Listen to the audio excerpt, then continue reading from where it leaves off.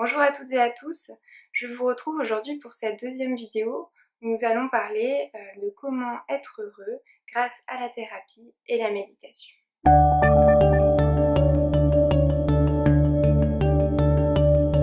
Alors, se sentir bien, être heureux, c'est devenu un véritable phénomène de société, comme si c'était un objectif à atteindre à tout prix. Combien de fois on a entendu des publicités, des produits, des objets nous disant que justement ça nous permettrait d'être heureux, de se sentir bien. Mais c'est pas vrai. Alors pourquoi?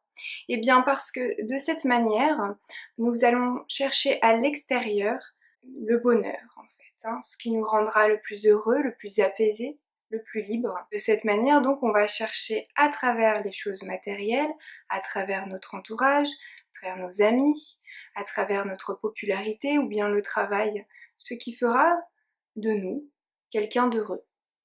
Alors bien sûr que toutes ces choses peuvent concourir à notre bien-être, à notre bonheur, bien sûr, mais elles n'en sont pas à l'origine.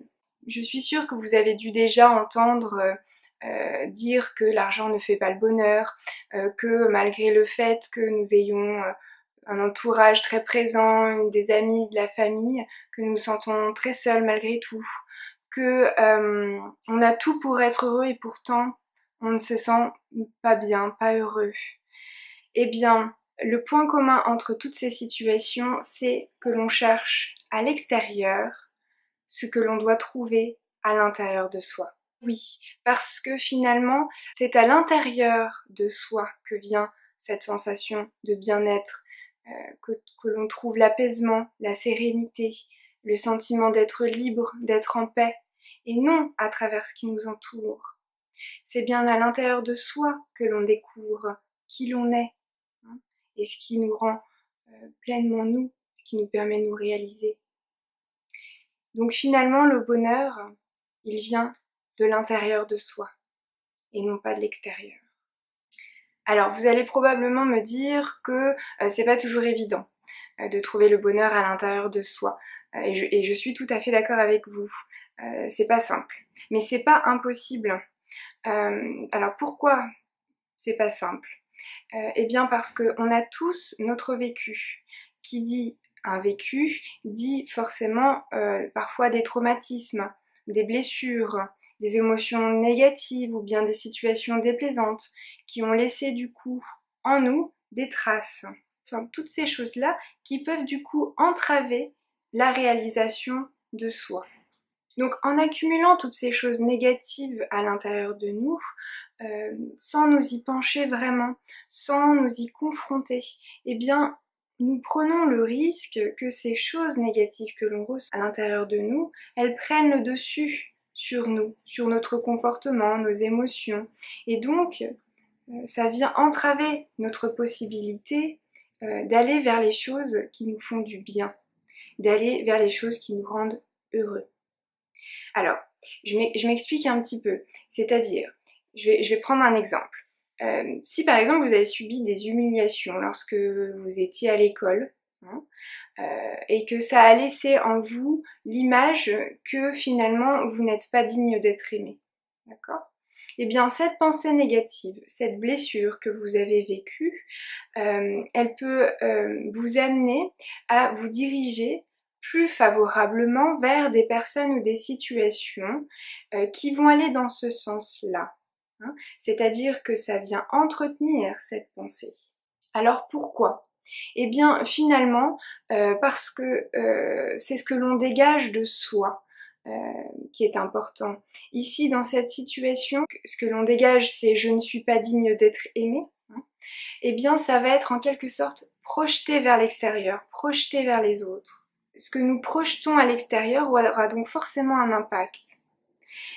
Si nous projetons des choses négatives vers l'extérieur, vers notre entourage, nos amis, les personnes que nous ne connaissons pas, eh bien on va avoir tendance à davantage être plus sensible aux ondes que l'on projette.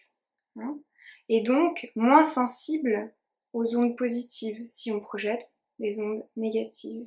Donc la thérapie, le but, ça va être de vous amener à entrevoir votre vécu, vos blessures, vos traumatismes, vos cicatrices, vos émotions négatives, dans le but de pouvoir les travailler pour les apaiser, hein, en les transformant en émotions plus positives, ou en tout cas plus apaisées.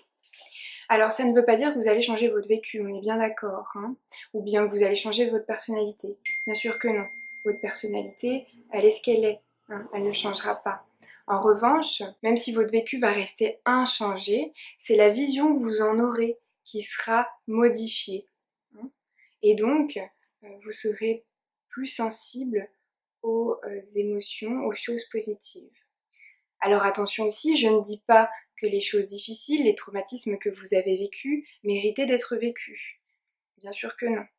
Mais par contre, il vaut mieux apaiser les ressentis, hein, liés à ces traumatismes, à ces blessures, plutôt que de rester avec des émotions négatives, trop vives, trop brutes, qui parfois n'ont pas de sens, hein. Donc le but de la thérapie, c'est ça, c'est de faire de son histoire, de son vécu, une force, hein. C'est de se sentir plus libre, plus, plus apaisé, de ne plus être enchaîné à son vécu, à ses blessures, à ses traumatismes. C'est d'être donc plus apaisé à l'intérieur de soi, pour mieux accepter les choses positives, pour mieux s'accepter aussi soi, hein. C'est donc cela dont il s'agit dans la thérapie.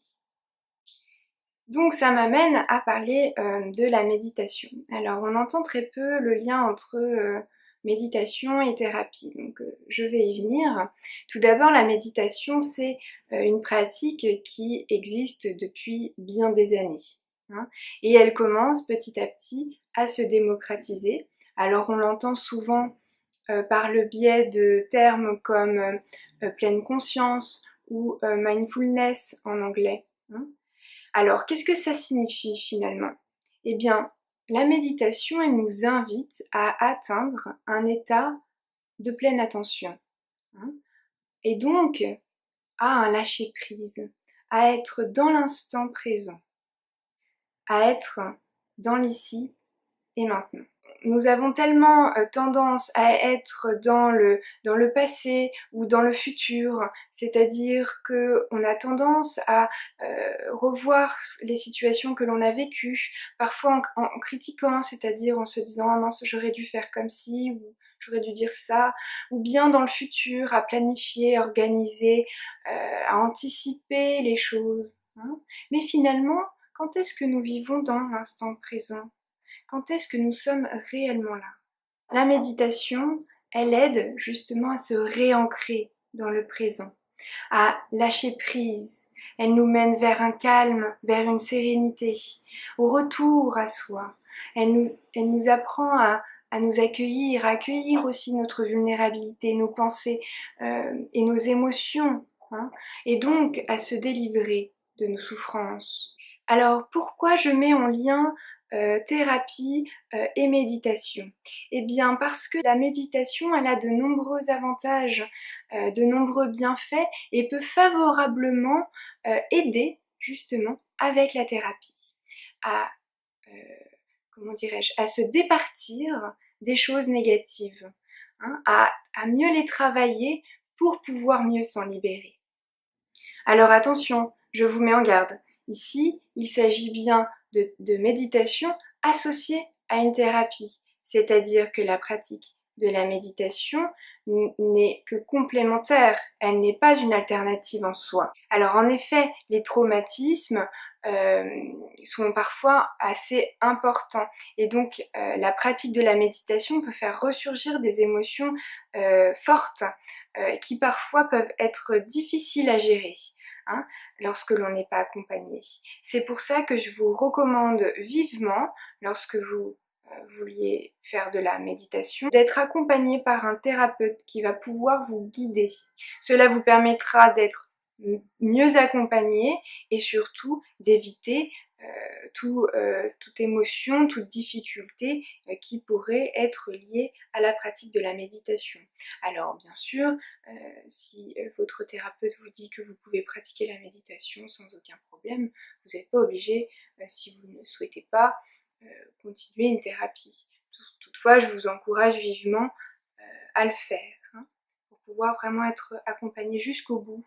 Pour finir, la méditation doit être une pratique qui vous convient, c'est-à-dire quelque chose que vous devez faire selon ce que vous ressentez, et non pas que vous devez faire à tout prix. J'insiste là-dessus. C'est pas parce que vous entendez que la méditation c'est bien qu'il faut le faire. Hein. Écoutez-vous, c'est le plus important. Voilà, j'espère que cette vidéo vous aura aidé à mieux comprendre les bienfaits que peuvent avoir la thérapie liée à la méditation, ou bien tout simplement les bienfaits que peuvent avoir l'une ou deux de ces accompagnements. Voilà, je vous souhaite à tous une belle journée, et puis n'hésitez pas à laisser un petit commentaire si jamais vous avez des questions, je vous répondrai avec le plus grand soin. N'hésitez pas également à vous abonner à ma chaîne si vous souhaitez avoir plus d'informations sur la psychologie. Voilà, et bien je vous dis à bientôt. Très belle journée à vous.